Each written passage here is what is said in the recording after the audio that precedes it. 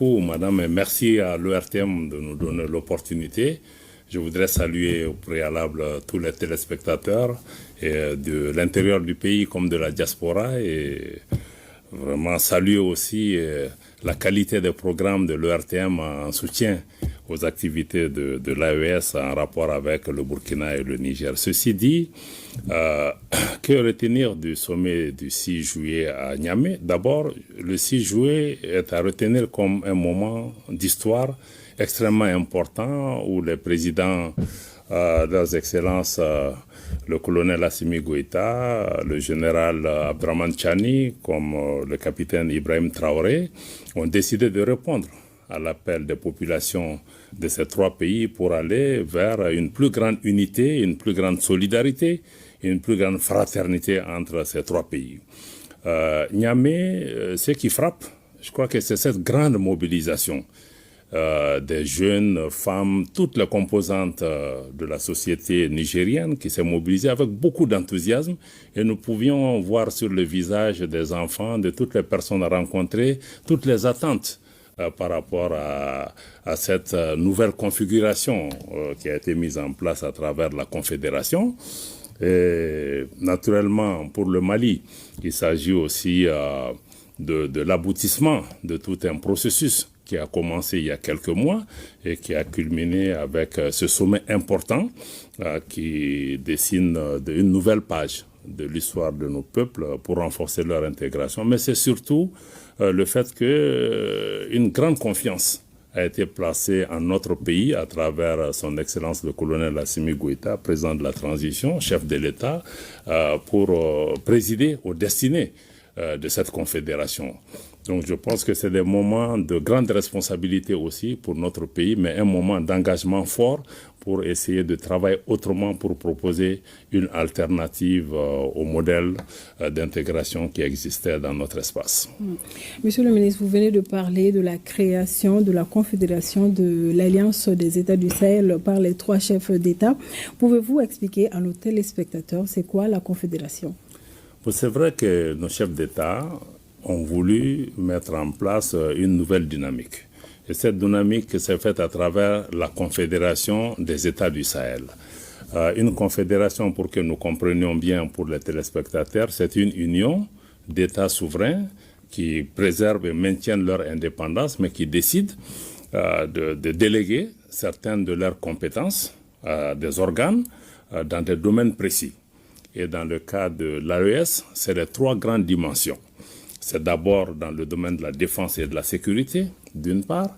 Ensuite, dans le domaine du développement et de la coordination de toutes les activités d'intégration. Et le troisième pilier, c'est dans le domaine de la coordination de l'action diplomatique des trois pays. Une confédération, par définition, est aussi différente d'une fédération, parce que les pays préservent un certain nombre d'éléments, même si ils délèguent des compétences dans ces trois domaines précis. Une fédération, c'est vraiment un État. Nous n'en sommes pas encore là, mais la vision, c'est de travailler à pouvoir arriver à une fédération des trois États. C'est bien dit. L'une des conclusions du sommet de l'AES a été de confier au chef de l'État du Mali la présidence de la Confédération de l'AES. C'est un honneur, mais aussi un challenge. Un commentaire? Je pense que son Excellence le président Goïta est aussi un homme de défi. Et c'est aussi une grande responsabilité pour notre pays, mais c'est surtout une opportunité de pouvoir s'élever à la hauteur de la confiance, parce que c'est une marque de confiance importante de présider aux destinées d'une confédération pour la première tâche. Et c'est l'occasion de pouvoir travailler. Ce qui se fera ne se fera pas par le président Goïta ou par le Mali en solitaire ou en solo. Ça sera vraiment un travail d'équipe avec les autres chefs d'État, dans un esprit de solidarité. Mais surtout, ce qui est important, c'est que ces chefs d'État ont une vision commune, ont des objectifs communs, et déjà le travail ensemble a déjà commencé, notamment dans le domaine de la sécurité. Vous voyez les avancées sur le terrain. Aujourd'hui, le défi, c'est vraiment de pouvoir aller vers des réponses concrètes à travers des projets intégrateurs et comment pouvoir unifier cet espace pour répondre aux préoccupations de nos populations, mais aussi renforcer la libre circulation des personnes dans cet espace.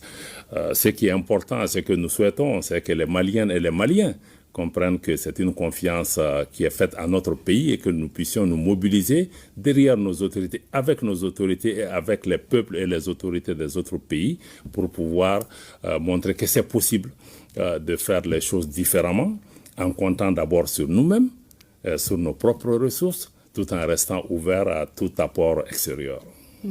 Monsieur le ministre, beaucoup s'interrogent sur les relations entre les pays membres de l'AES et la CEDEAO. Est-ce que la création de la Confédération AES signe la rupture consommée avec la CEDEAO? Bon, vous savez, l'AES est née dans un contexte différent, notamment pour faire face à une menace existentielle qui était dirigée contre le Niger et contre les autres pays membres. À partir de cet instant, il a été décidé plutôt de travailler pour une vision, pour des objectifs communs, pour pouvoir atteindre un certain nombre d'objectifs. Aujourd'hui, nous ne pensons pas que l'AES soit en opposition à qui que ce soit, mais nous travaillons plutôt pour réaliser des choses pour nos populations. Naturellement, par rapport à la CEDEAO, nos chefs d'État ont été très clairs. À Niamey, vous les avez entendus en indiquant que le retrait des 3 pays de la CEDEAO est irrévocable et a été fait sans délai. Et à partir de cet instant, nous devons cesser de regarder dans le rétroviseur. Nous voulons vraiment travailler plutôt à matérialiser cette volonté-là. Monsieur le ministre, à vous suivre avec la CEDEAO, c'est un chemin de non-retour pour reprendre le président Assimi Goïta.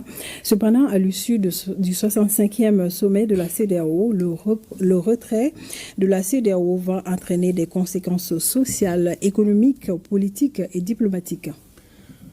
Que ce soit pour la CEDEAO ou sur un certain nombre d'options majeures qui ont été prises, comme le président l'a indiqué, ce n'est pas seulement que pour la CEDEAO, sur un certain nombre de questions, de relations avec certains partenaires qui n'étaient pas sincères, un chemin de non-retour a été pris. Et ceci, il faut pouvoir intégrer ça, que nous puissions vraiment avancer aujourd'hui dans le sens que nous souhaitons pour nos pays et pour nos peuples. À mon avis, c'est ce qui semble, à mon avis, être le point le plus important. Et aujourd'hui, il n'est pas question vraiment de s'attarder sur ces questions. Nous devons plutôt travailler à réaliser ce qui est important pour les populations de cet espace. Nos chefs d'État y sont engagés.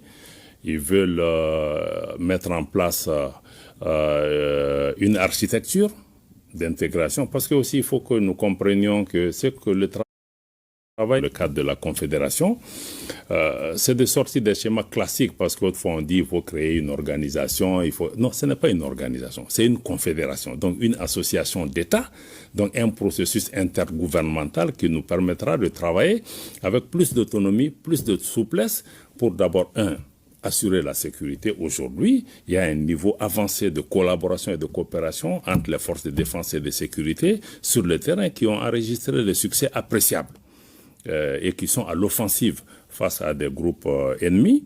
Et sur le plan du développement aujourd'hui, nos ministres en charge des questions d'économie et de finances et de développement ont développé des projets intégrateurs et un certain nombre d'actions à mettre en œuvre pour pouvoir renforcer la libre circulation des personnes, mais aussi à renforcer les échanges entre nos pays et des actions qui puissent bénéficier à nos populations. Et déjà, sur le plan diplomatique, nos pays se concertent déjà. L'année dernière, à l'Assemblée générale des Nations unies, le Mali s'est exprimé avec l'autorisation et un accord avec le Niger au nom du gouvernement du Niger. Donc, nous pensons qu'aujourd'hui, il faut qu'on comprenne que la Confédération est une autre étape, une autre façon de... C'est nouveau, certainement. Il y a certainement des incertitudes par rapport à cela, mais je pense qu'avec notre engagement et le désir d'unité qu'il y a entre nos chefs d'État et entre nos populations, nous sommes certains qu'il est possible d'envisager des actions bénéfiques pour nos populations,